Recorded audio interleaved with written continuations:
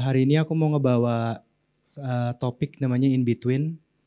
In between banyak arti. Buat kita in between itu mungkin menjadi salah satu perjalanan kita di masa-masa awal-awal interior. Terus kita mulai mengerjakan proyek-proyek arsitektur gitu ya. Nah tapi di balik situ juga in between buat kita, aku pengen sharing sedikit gimana sih perjalanan kita membawa satu garis benang atau misalnya konsep ke dalam proyek-proyek yang sedang selalu kita kerjakan gitu. Mungkin buat teman-teman yang belum tahu, saya namanya Kelvin, prinsipal dari Ketengono Design Studio. Sebelumnya bersyukur sudah mendapatkan banyak pengalaman di dalam negeri dan di luar negeri. Dan juga senang banget sudah bisa banyak meraih beberapa award juga di dalam negeri dan di luar negeri. Ini tim kita waktu itu masih lagi pada outing. Terus kita itu sebenarnya semuanya masih muda-muda. Mungkin beberapa anak-anaknya ada di sini gitu ya. Cuman kita semuanya itu selalu pengen membuat suatu building itu yang sangat koheren dengan urban fabric gitu. Nah, gimana caranya? Kita coba untuk membuatkan kekuatan di dalam suatu relasi terhadap pengguna dengan nature dan culture.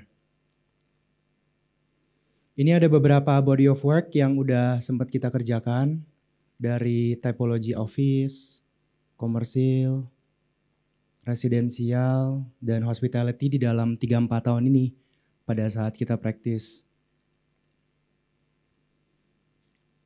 Di tema in between ini kita menanyakan diri kita pada saat kita buat presentasi ini.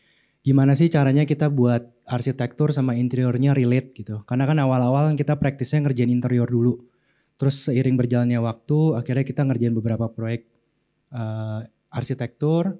Tapi mungkin yang paling penting itu pas awal-awal kita selalu pengen membuat satu jati diri atau yang kita bilang prinsipal itu kuat dulu nih di awal gitu. Nah, daripada kita membuatkan satu style, mendingan kita mereflect dari identitas di dalam setiap proyek-proyek yang berbeda. Karena kan proyek itu of course dari tanahnya juga beda, dari pemilik juga beda. Jadi daripada kita memaksakan kehendak orang lain untuk mengikuti style kita, gimana kalau misalnya kita membuatkan identitas itu ke proyek-proyeknya gitu. Di identitas itu tuh ada dua yang penting, satu konteks, satu research. Kalau konteks itu ada berupa site yang dimana pada saat kita memulai mendesain itu kita lihat ukuran tanahnya bagaimana, bentuknya seperti apa, orientasinya apa, terus kebutuhan klien tuh apa, visinya, visi misinya apa sih yang dari klien inginkan gitu. Nah yang sangat penting itu environment karena pada saatnya kita memulai mendesain walaupun interior kita lihat dulu site conditionnya seperti apa. Kita research mengenai climatic condition, kita research mengenai view-nya apa. Lalu untuk yang research ini yang mungkin akan bikin kita tuh selalu seneng gitu ya. Karena setiap kali kita mendapatkan proyek baru, kita pengen coba untuk menggunakan atau kita pengen apply teknologi yang baru gitu. Teknologi kan luas dalam bentuk struktur, dalam bentuk MEP, atau mungkin sustainable mechanism apalagi nih yang bisa kita cari gitu. Terus untuk material juga terkadang kita menggunakan lokal material, kadang-kadang kita custom untuk membuatkan material yang berbeda. Dan yang terakhir itu namanya typology. Karena kalau misalnya mungkin dilihat, teman-teman lihat proyek kita itu tidak terlihat semuanya mempunyai prinsipal core yang sama pada saat mendesain. Kenapa? Karena kita percaya setiap typology itu beda-beda yang fit within that context gitu. Nah ini in between kita punya perjalanan pada saat awal-awal mungkin dari proyek Noru itu salah satu proyek kita yang tipenya interior arsitektur.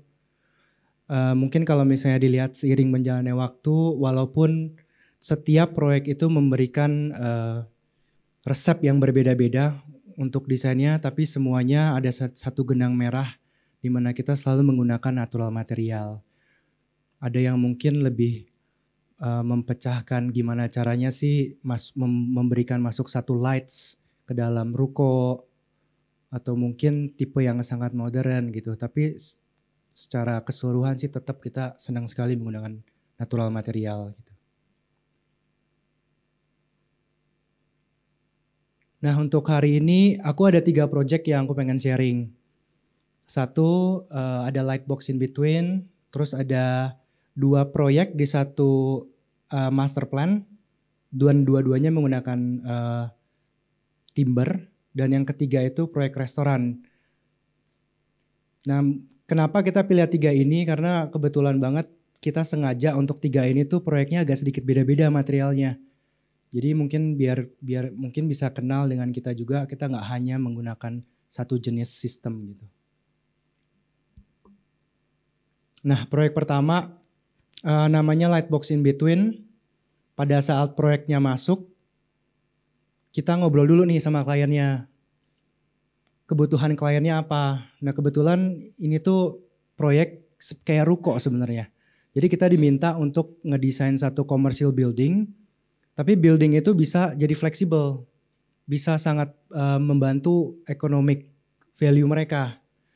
Terus karena waktu itu, ini di Ciranjang by the way, waktu di Ciranjang itu kan pada saat itu masih nggak terlalu banyak bangunan. Jadi kliennya minta, Vin tolong dong lu bikin yang sedikit ikonik gitu, biar bisa ngedraw attention lah pas orang people lewat.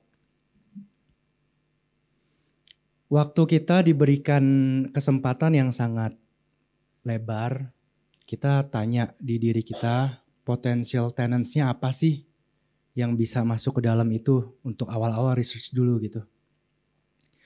Tapi ya banyak banget ya, mungkin bisa segala macam program bisa masuk gitu. Tapi kita harus nyari nih kira-kira apa yang mereka share sih value-nya. Nah lucunya di sini kita agree karena semuanya itu perlu support program ternyata.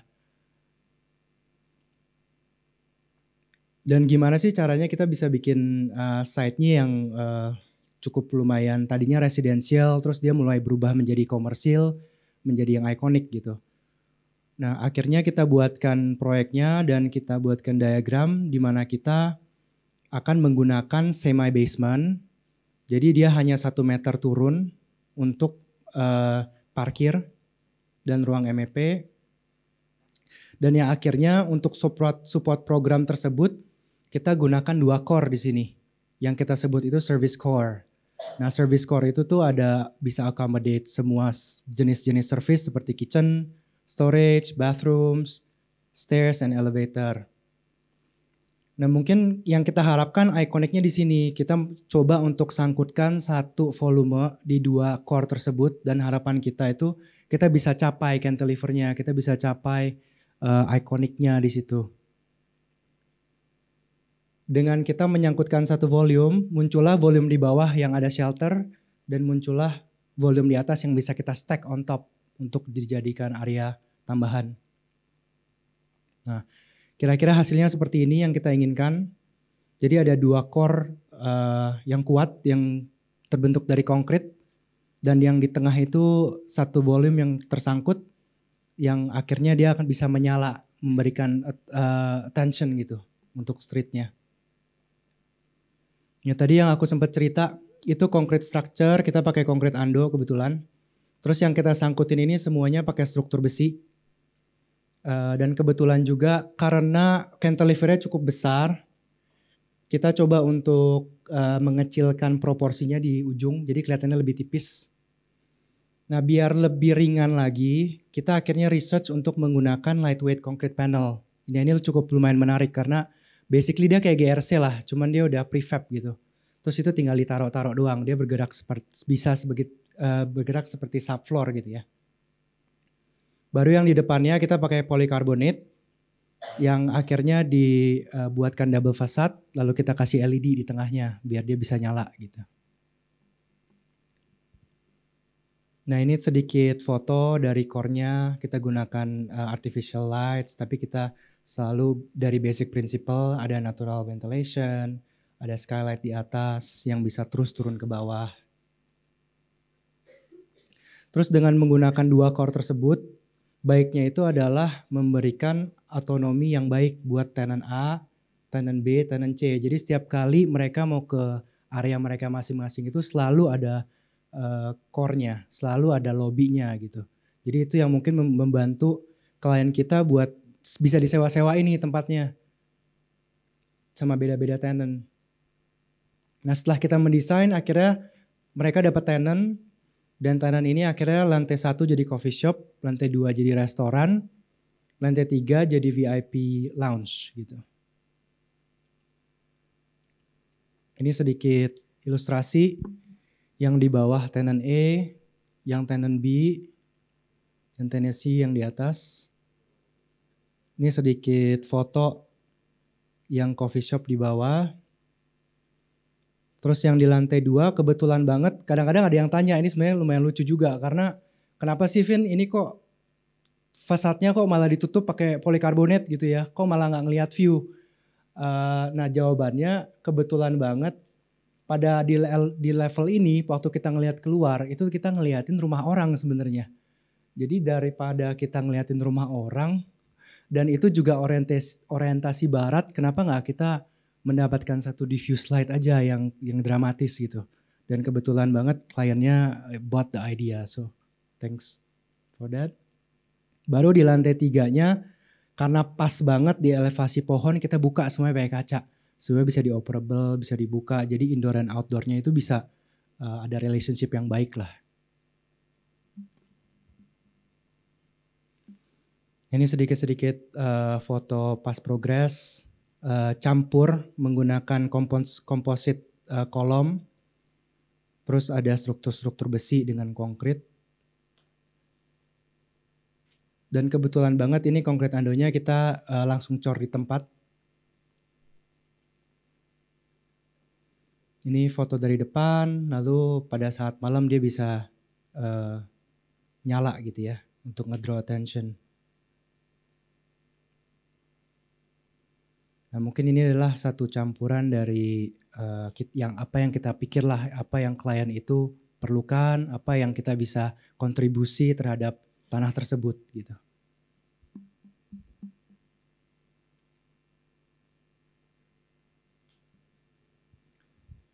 Aku move on ke proyek yang kedua. Ini kita sebenarnya proyeknya villa sebenarnya. Dan ini kebetulan banget semuanya pakai kayu. Hardwood gitu. Nah pada saat kita ngobrol sama klien ada beberapa poin nih yang penting. Satu, yang tadi kan tempatnya urban banget ya. Yang ini tempatnya sangat berbeda. Dia benar-benar di rice paddies yang luas gitu. Dia di Bogor. Terus dia itu udah ada existing resortnya dan itu memang buat jadi leisure destination. Nah tapi di situ masih karena tempatnya itu agak kampung, masih kuat culture Sundanisnya. Dan di situ cakep banget, di situ ada view Pangrango Mountain. Nah ini villa-villanya yang memang sudah existing, kebetulan kita diberikan tanggung jawab untuk mendesain satu villa dan satu chapel. Cuman di sini buat kita relatively dia seperti box gitu ya. Dia agak sedikit miss opportunity dari apa yang pengen mereka achieve. Yaitu rasa traditional architecture-nya yang masih elevated above the ground. Biar structure-nya bisa lebih gak panas gitu. Terus juga dari sisi wood joinery-nya yang pengen kita belajarin lagi, kita improve lagi. Tapi overhang-nya udah cukup lumayan baik untuk menjaga. Jadi kita pengen coba ini kita masukin ke tradisionalnya lagi. Biar gimana sih biar bisa nyambung gitu. Baru kita come up with this structure. Nah ini structure ini menggunakan grid organisasi. Nah ini foto-foto yang masih progress sebenarnya belum jadi. Cuman khusus kita foto buat show di sini. Nah ini site-nya. Jadi benar-benar lapang luas gitu. Semuanya pohon. Kita berpikir kalau misalnya kita menggunakan satu style di mana konkret itu datang lagi, modernitas itu datang lagi, mungkin nggak akan bisa jadi suatu yang kontekstual gitu ya. Makanya penggunaan material, penggunaan prinsipal itu kita balikin lagi ke sini biar ngerasa seperti kampung, bisa ngerasa lebih pedesaan, jadi bisa lebih cocok lah dengan tanah itu gitu.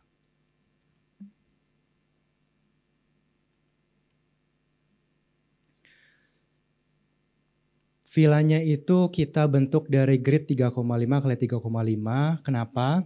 Karena kita menggunakan kayu balok asli 20 kali 20. Nah, setelah kita belajar, kita tanyakan orang struktur, memang bentangan buat solid wood itu biasanya di bawah 4 meter. Makanya kita melimitkan, kita coba kita desain di villa yang 3,5 kali 3,5. Seperti tradisional architecture sebelumnya, kita pengen dia elevated above the ground, jangan ganggu tanahnya, jangan kerusakin tanahnya. Terus kita buatkan 2 volume di kanan dan kiri yang memang dia sifatnya lebih private. Yang di kiri itu ada powder room sama wet kitchen. Yang di kanan itu dia bedroom. Dan di sini yang pengen kita bawa itu adalah sebenarnya continuation daripada saat masuk ke dalam. Langsung dia continuous ke living space sama ke pool. Dia langsung dapetin view ke belakang. Nah, baru di bawahnya itu ada satu volume yang benar-benar duduk di atas untuk memberikan shading, shelter gitu ya buat living roomnya di bawah. Nah, itu consist of 2 bedroom di situ. Lalu kita berikan satu canopy yang besar, benar-benar untuk melindungi matahari pada siang hari sama dari rain lah.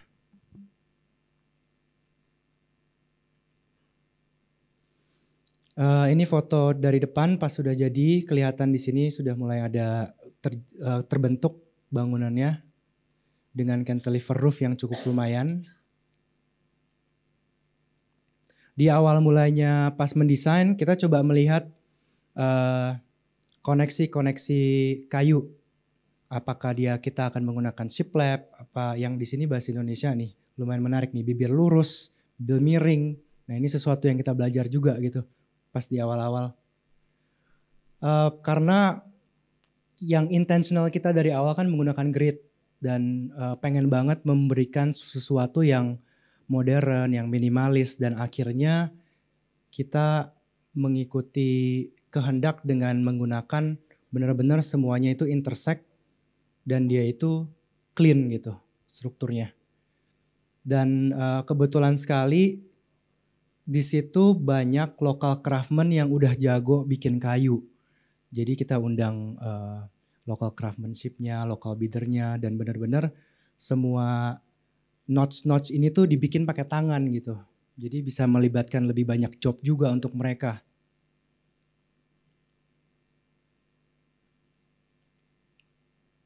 Nah, ini hasil dari koneksi yang benar-benar kita inginkan. Kebetulan banget berhasil. Dan ini gimana cara sebenarnya wood components itu menjadi satu. Kayak gitu. Nah, dia benar-benar intersecting semuanya clean. Ini foto-foto villanya pada saat progress.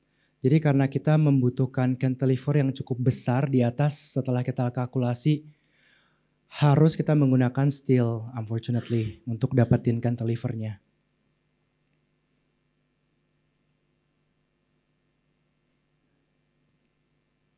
Ini foto-foto lagi pas sudah jadi. Tapi masih progress. Karena dari awal kita udah tahu kita pengen membawa kesan-kesan natural, kesan-kesan lokal material. Pada saat kita masuk ke interiornya juga kita mengingatkan lagi dan menggunakan beberapa material yang lokal. Dia dari rattan, dari kayu-kayu lokal, atau dari batu-batu yang memang gampang dicari gitu ya.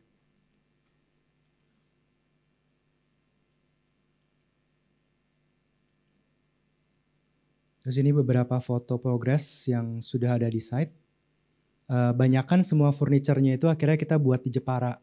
Karena memang kita baru tahu di situ memang sumber furniture yang cukup lumayan banyak dan mereka itu sangat jago gitu bikin furniture kayak gini. Even dari papan-papan ininya nih, ini juga local craftsmanship, mereka benar-benar pahat gitu. Dan mereka cukup lumayan bagus. Kadang-kadang malah barang-barang mereka itu diimport ke luar negeri. Even sofanya kita bikin custom, rata-rata semua custom di sini. Ini lantai 2-nya, ada beberapa double height ceiling di sini menggunakan satu cove lighting buat bikin kesan lebih grand. Terus ini bedroom yang di bawah tadi yang kita taruh di kiri untuk accommodate 2 orang twin bed di situ. Jadi mungkin inti dari proyek ini tuh buat kita, karena awal mulanya itu kan arsitektur dan interior di dalam itu kan gabung. Kita pengen coba untuk dari awal arsitek itu bikin satu pondasi dan satu framework. Terus coba deh pas interior desainnya masuk itu work within that framework, maintain the relationship between the interior and exterior. Terus gimana caranya interiornya itu bisa membawa kehangatan, bisa membuatkan satu fungsi yang lebih baik lagi gitu di dalam proyek-proyeknya.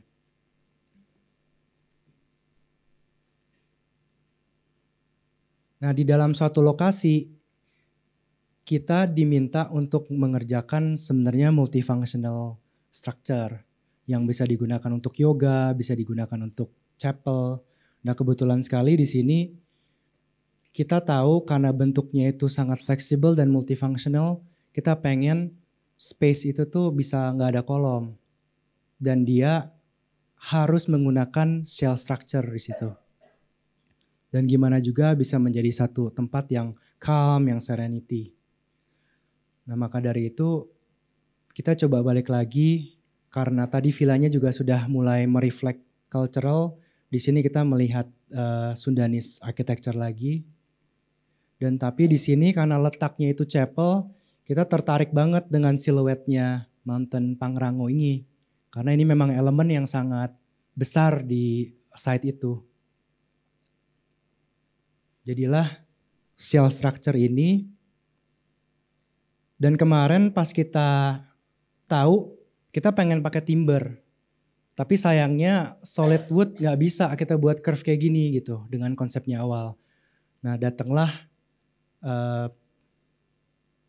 glue lamp yang pernah kita kerjain buat instalasi dan akan kita propose ke kliennya untuk mengerjakan strukturnya. Nah, ini strukturnya udah hampir selesai juga sekarang, ini foto-foto progress. Sudah mulai ketahuan bisa menge-frame apa yang kita inginkan dengan mereferenskan siluetnya. Sebenarnya cukup lumayan simple sih. Shape-nya itu memang kita tarik di 4 sisi aja untuk mendapatkan siluet itu dan entrance. Make sure dia bisa cross ventilation juga. Terus apa yang dia frame juga bisa kita dapatkan gitu. Nah, ini gabungan dari tradisional roof-nya yang bentuknya agak melengkung dengan siluet Pangrango Mountain-nya. Mungkin buat teman-teman yang belum terlalu banyak tahu glue laminated timber, ini aku pengen cerita dikit, ini lumayan menarik ya sebenarnya. Karena glue laminated timber ini sebenarnya bisa kita pakai kayu-kayu yang sifatnya masih dari Indonesia gitu. Dan kebetulan buat instalasi ini dan buat chapel yang tadi barusan tim kita desain itu menggunakan kayu jabon namanya. Dan itu lokal dan dengan manufacture yang baik kita bisa menggunakan itu jadi nilai struktur yang cukup lumayan kuat gitu. Nah, glue lamp ini dia sebenarnya itu hanya tumpukan-tumpukan yang dilem, tumpukan solid wood yang paralel yang dilem. Yang dimana memang dia diperhatikan dan di make sure dia stabil. Kadang-kadang sampai ditimbang gitu. Lalu dia lawannya itu menggunakan steel connector. Nah, dia harus benar-benar stabil karena nilai timber ini bisa digunakan software untuk untuk mengukur kuat strukturnya itu. Seperti pada kita menggunakan struktur konkrit atau steel gitu. Jadi bisa nih kita cek ukurannya.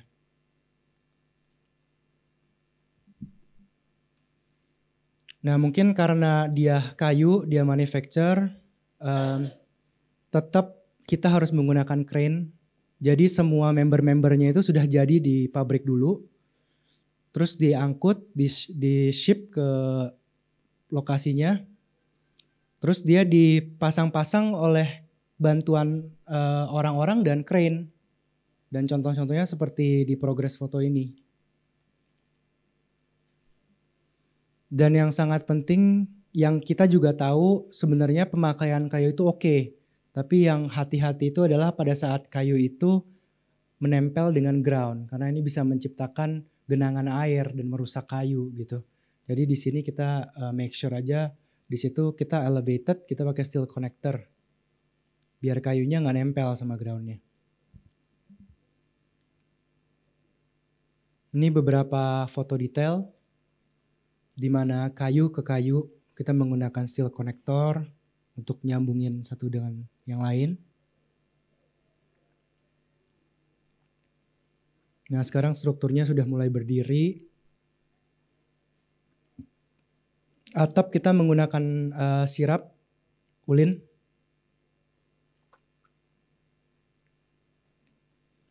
Kita expose semua rata-rata bolt and nuts-nya. Memang itu menjadi suatu hal yang cukup indah dilihat untuk jujur aja. Dan again, even though dia sirap ulin, tetap dia harus elevated sedikit, dia nggak boleh nyentuh tanah.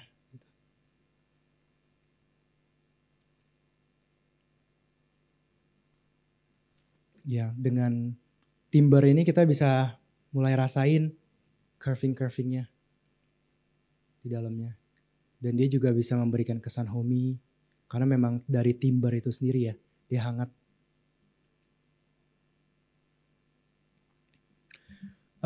Ini project terakhir yang aku pengen bawa hari ini namanya Talaga Sampurun. Mungkin buat teman-teman yang udah sempat pergi ke Talaga Sampurun, ini project terakhir. Aku coba buat bikin lebih cepat ya.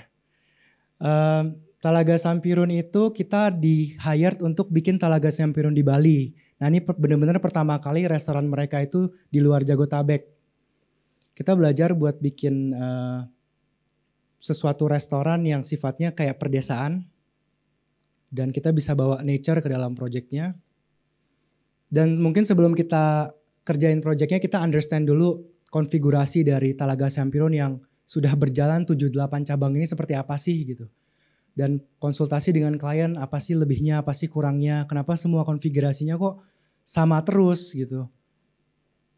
Dan kita akhirnya nanya dia sebenarnya mau kalian tuh seperti apa sih untuk future development-nya. Apakah pengen seperti KFC yang dimana konfigurasinya desainnya itu sama gitu ya. Walaupun dia akan di beda-beda kota atau negara. Atau mungkin kayak Starbucks yang strukturnya itu bisa kontekstual. Jadi setiap kali visitor itu datang ke Starbucks di setiap different location, dia nggak merasa bosan, dia bisa dapetin elemen yang baru, suasana yang baru gitu. Dan untungnya kliennya cukup suportif. Jadi lokasinya ini di sini. Jadi benar-benar dia lokasi yang gede sendiri, kosong di antara urban fabric yang sangat dense ini.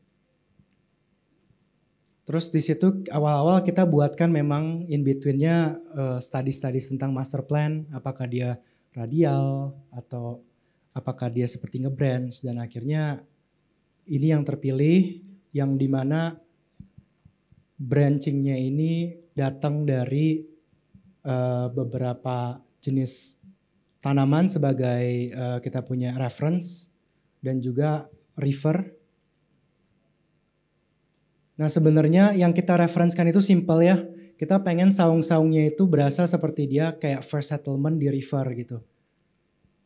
Dan kalau misalnya ini kita masukkan ke rivernya, jadilah struktur Talaga Sampurun yang baru. Karena ini bisa memberikan satu konfigurasi yang beradu. Jadi semua main dining semuanya menjadi satu gitu. Ini foto-foto progres juga. Kebetulan Desember 6 ini dia buka. Ini aku cepat aja. Ini gimana cara kita dapetin shape-nya. Dari programnya kita buatkan zigzag biar cross ventilasinya tetap. Karena wind direction-nya kita tahu. Dari envelope. Terus saung-saungnya nested in between that main spine. Terus kita study juga sectionalnya, make sure semua proporsinya pas. Kita study roofnya, even island-island furniture-nya. Dan sekarang sudah hampir jadi.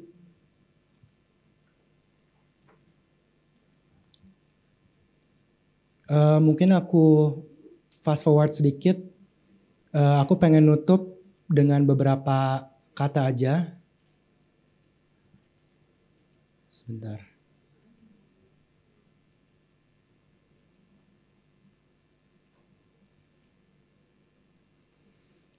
Kita punya practice, kita nggak selalu stick with one pragmatic idea. Jadi kita coba untuk constant challenge ourselves, kita explore, kita challenge the perception of our design. Di mana kita bisa deliver the right typology dan the right architectural principle for that context gitu. Dan kita selalu ingin maintaining the relationship between interior kita sama arsitektur kita.